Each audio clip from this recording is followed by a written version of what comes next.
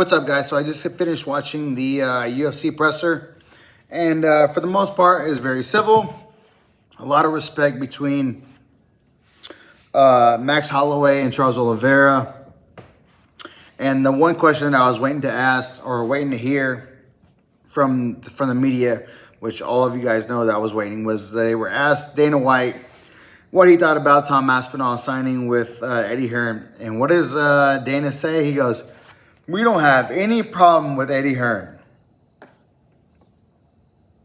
No problem with Eddie Hearn. They can get whoever they want to represent them." And then he mentioned Tito Ortiz used to represent guys, and we still got the job done. So I love the answer from Dana. So Dana's just one of those guys, man. You can throw shit on him, and he'll just let it slide right off his back. You're never going to phase him. You're never going to rattle him. Unless you ask him about the White House card. But they did ask him about the White House card, and he said he's going to do it on Saturday.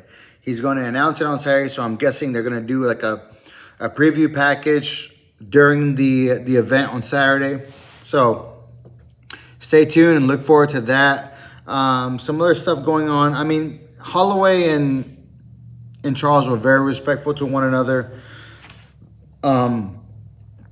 Max was talking about his gloves, that they're going to auction off the gloves after he gets done with the fight.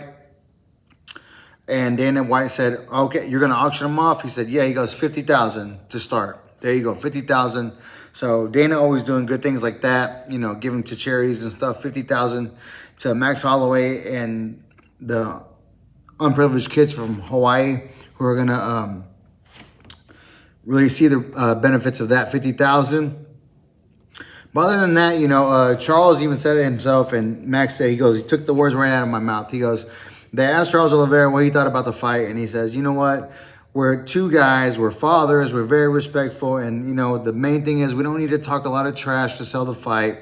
You know, a lot of kids watch this sport, and they see what we do, they see what we say and how we conduct ourselves." He goes, "So if we speak good and we act well towards one another, the kids see that. If we talk shit and we act bad towards one another, the kids see that." He goes, "So to me, it's all about the kids, and I think we're doing a really good job of keeping the sport very respectful as opponents, you know, leading into this fight." And Max mirrored his reply on that. He said, you know, he took the words right out of my mouth. So Max Holloway and Charles Oliveira, always cordial, always very respectful, and I don't think we thought anything else different was going to happen between those two guys. You know, I mean, Charles is just a lovable guy, man. I mean, he's a family man. You know, Islam had nothing to say bad about him. Ilya had nothing to say bad about him. Max has nothing bad to say about him. No one that's fought Charles has ever said anything, not one word bad about the man that is Charles Oliveira. So this is going to be a great fight. Man, they did ask, Max, you know, what's the most BMF thing you can do? And he goes, "If I can sub Charles Oliveira, that's the most bad motherfucker shit I can do." And they asked Charles, well, if he says he can sub you and that's the BMF thing he can do to you, do you think knocking out Max Holloway is the BMF thing to him? And he was like, "Yes, of course, but, you know, I'm going in there to win this fight." And Max said that, "My eyes are on the undisputed championship." You know, he goes, "I have to get past Charles first, but my eyes are on the undisputed championship." And there was one funny thing that they did ask Charles Oliveira. They asked him what he thought about Arman Tsarukyan. And he goes, "Man, I'm focused on Max. I think the one that has to be worried about Arman Tsarukyan is Dana White." And when they translated it, you could tell that Dana was laughing. He was like, "You know what? What happens in another organization is their problem, not mine." So hopefully Arman is still in good standings with the UFC. I hope so, because he really deserves a shot, man. Whoever, depending on how this fight plays out, because if one or the other gets a big knockout, I could see Arman getting jumped again. You know, and I've said this in the previous video, especially if it's Max. If Max can spark Charles Oliveira out, he's definitely going to get the next shot at Ilya, the winner of Ilya and Justin Gaethje, because he has history with both. So that's pretty much it for Charles and Max. They asked Kyle Bahario about what he thought RDR was going to do. He goes, "Man, the guy shoots in the first 30 seconds of every fight. So yeah, I'm ready for that. And they had asked RDR what he was going to do, and he's like, we'll see how it goes. And then Kyle kind of called him out about him shooting right away, but he said, I'm ready for that. I want that. But we'll see if he really wants that and if he's really ready for that. RDR is a big 85er.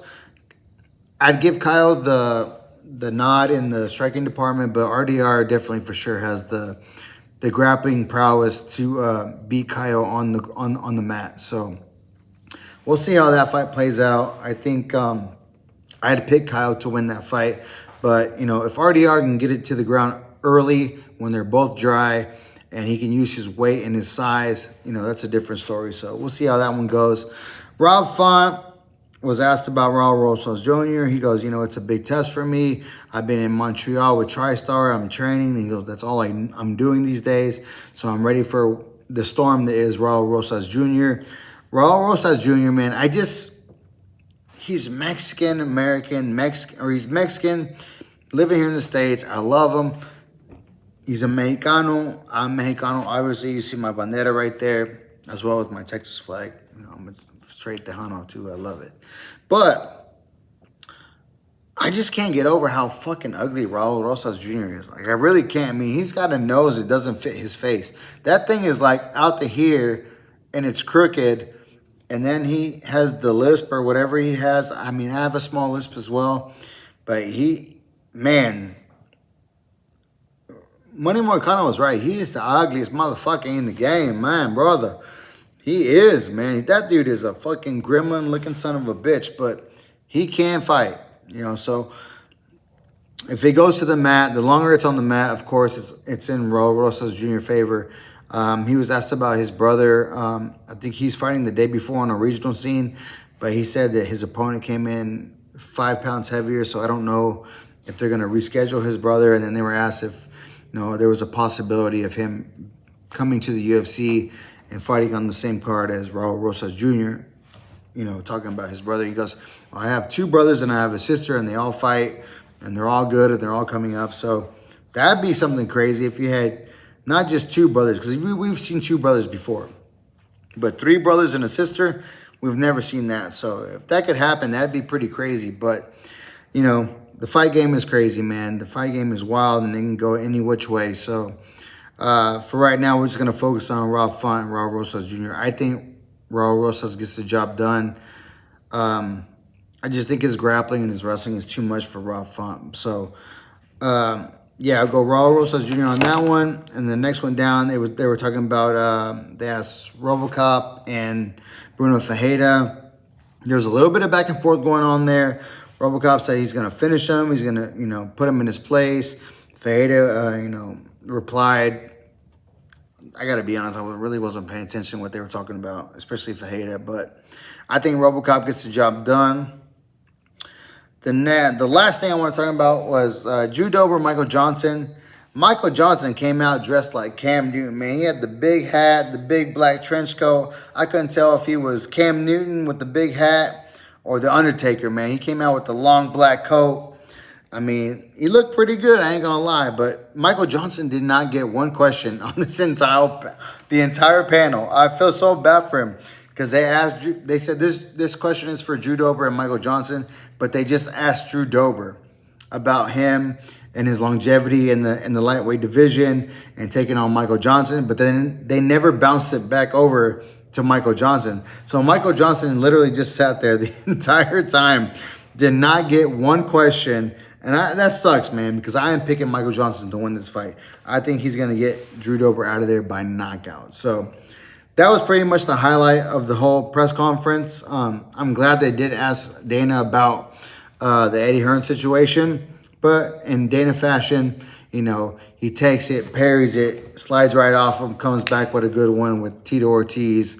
Tito Ortiz was representing people, and we still made things happen. So, like I said before, he's not really in the negotiations anymore like he used to be. It's mainly Hunter Campbell, Sean Shelby, Mick Maynard that handle the day-to-day with the fighters. So, it's probably to him is not a big thing. So maybe more of like an ego shot, but the way he handled it today, it looked like it didn't affect him. And the last thing I wanted to say about the press conference, They did ask Dana that previous BMF fights, we've had somebody put the title on them. You know, for instance, when the inaugural BMF fight, when you had Nate Diaz versus Jorge Masvidal, you had The Rock put the title on Jorge Masvidal when he won. And then when Justin Gaethje fought Dustin Poirier, Jorge Masvidal put the title around Justin Gaethje. So they asked him for this fight. Max Holloway said if he wins, he wants his wife to put the title around him. And Charles said if he wins, he wants his father to put the title around his waist. And they asked Dana White if that was something that was possible. And he was like, done, no problem, no issue. So shout out to Dana for that. And that's pretty much the rundown of the press conference. It was very cordial from both sides. The only ones that got a little bit hot were the RoboCop Gregory Rodriguez versus Bruno Ferreira, but that was not even anything crazy. So I can't wait for this weekend. Weigh-ins are tomorrow. I'll recap the weigh-ins and the weigh-in show. And then I cannot wait for Saturday. I cannot wait. Nothing better than a big fight night. And I'm looking forward to it, and I hope you guys are too. Hit the like, hit the subscribe, hit the bell so you get all the notifications. And never forget, watch fights, drink pints. See you on the next one. Peace.